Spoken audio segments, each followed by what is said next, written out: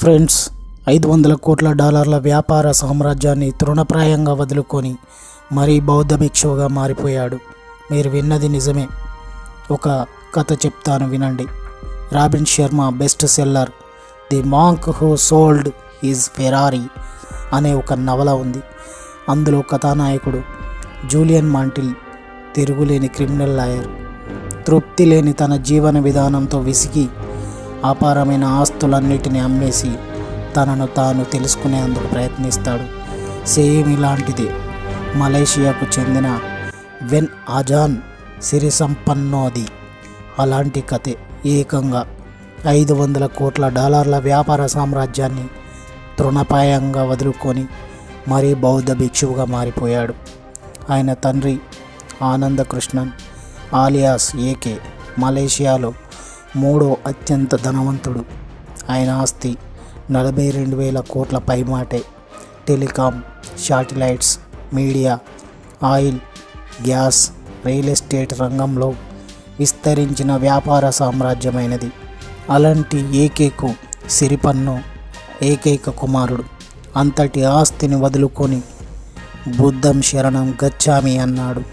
బౌద్ధ భిక్షువుగా మారిపోయాడు. బౌద్ధాన్ని నమ్మే తండ్రి కృష్ణన్ కూడా ఈ నిర్ణయాన్ని గౌరవించడం విశేషం. ఇదంతా జరిగి 20 ఏళ్ళవుతుంది. నాటి నుంచి సిరిపన్ను దాదాపుగా అడవుల్లోనే గడుపుతున్నాడు. థాయిలాండ్, మయన్మార్ సరిహద్దుల్లో తావోదమ్ బౌద్ధరామంలో అబాట్ అంటే ప్రధాన సన్యాసిగా ఉన్నారన్నమాట. పూర్తిగా భిక్ష మీదే ఆధారపడి జీవనం సాగిస్తున్నారు. ఎప్పుడో ఓసారి తండ్రిని చూడడానికి వచ్చిపోతుంటాడు. సో యాక్చువల్లీ ఇది ఎట్లా జరిగిందనేది మీకు ఒకసారి చెప్తా.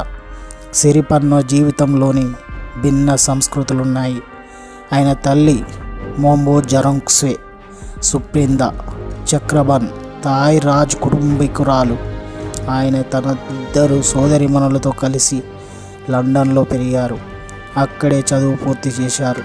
ఇంగ్లీష్తో పాటు ఏకంగా 8 భాషలు మాట్లాడడం నేర్చుకున్నాడు. 18 ఏళ్ల వయసులో తల్లితో కలిసి థాయిలాండ్ వెళ్ళారు. సరదాగా ఓ బౌద్ధరామానికి రీట్రీట్కు వెళ్ళారు. అక్కడే ఆయనను బౌద్ధం ఆకర్షించింది. అది బలపడి చూస్తుండగానే జీవన విధానంగా మారిపోయింది.